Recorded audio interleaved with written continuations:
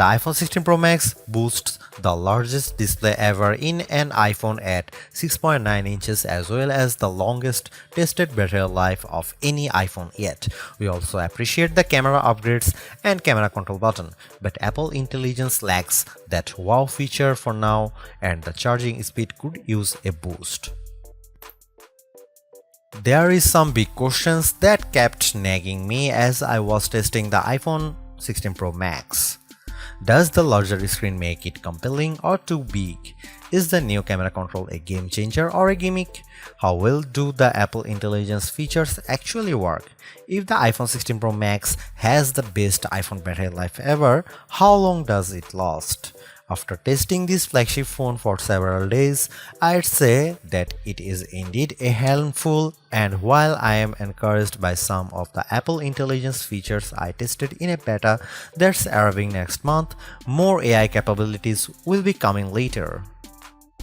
Still, the battery life from the iPhone 16 Pro Max is insane and the camera's predictably great, so this is one of the best phones money can buy.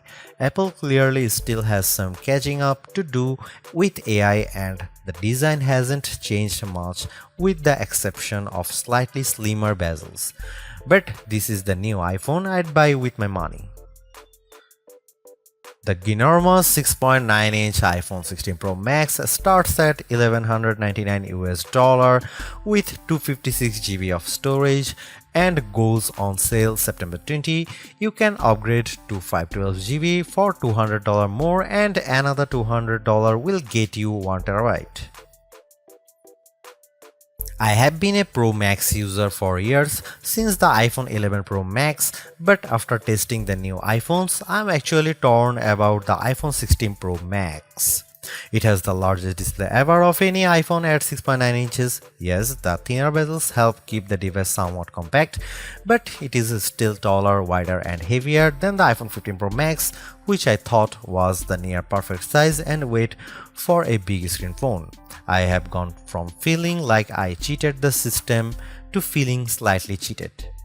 This might be an unpopular opinion, but I think the new Pro Max is a little too big, at least for my hands. It's more of a stretch now to do simple things like scrolling through web pages or TikTok, and once you put a case on your iPhone 16 Pro Max, it's like a mini tank.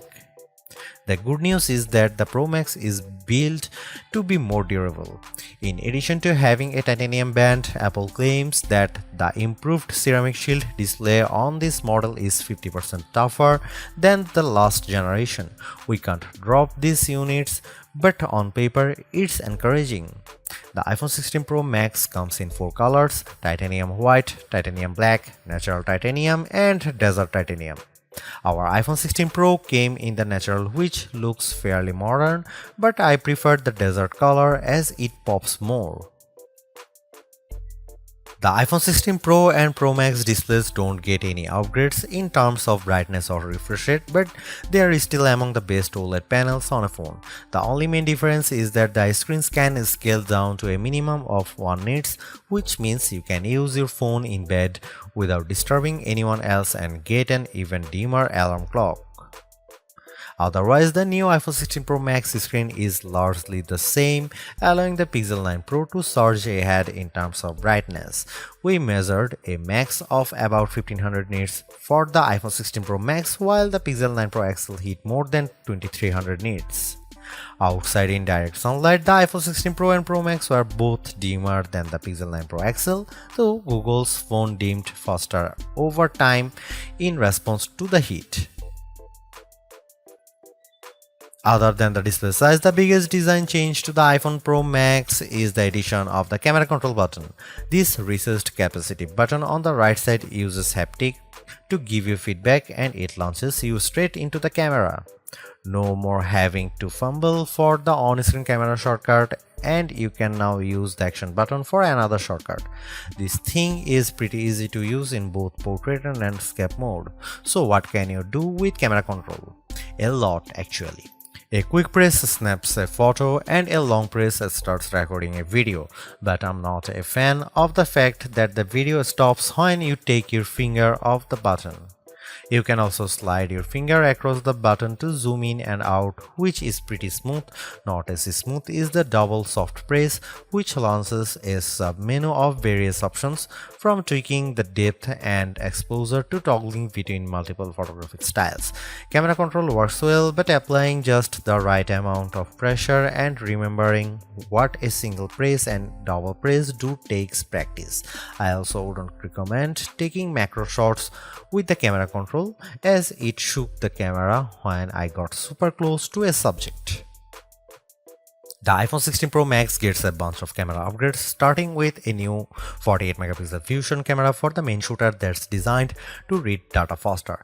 The result should be zero shutter lag and faster focus. I took some shots of people passing by on scooters and moving taxis at the same time on the iPhone 16 Pro Max, and iPhone 15 Pro Max and the new iPhone was indeed faster. The results were not necessarily sharper too, as you can see in this side-by-side comparison. Here are some camera samples of iPhone 16 Pro Max.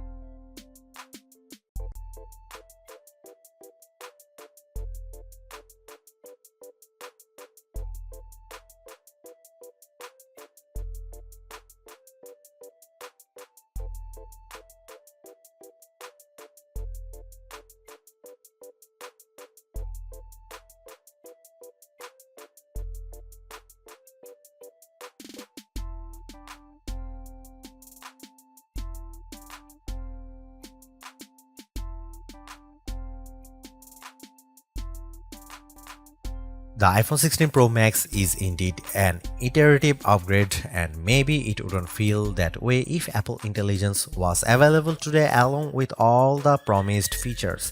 Instead, it's going to trickle out over time, so I would not to be in a rush to upgrade. Having said that, I think that iPhone 16 Pro Max is the best phone money can buy right now if you want the biggest screen and longest battery life. It lags in zoom versus the S24 Ultra, but you get more endurance, better camera quality, and plenty of creative features like photographic styles and audio mix. I actually preferred the AI capabilities of the Pixel 9 Pro XL series with its smarter Gemini Live voice assistant and other features like Add Me for photos and Pixel screenshots. But the Pixel's performance and battery life trail the iPhone 16 Pro Max. For me, the iPhone 16 Pro Max retains its title as the best phone, but it's not because of Apple Intelligence.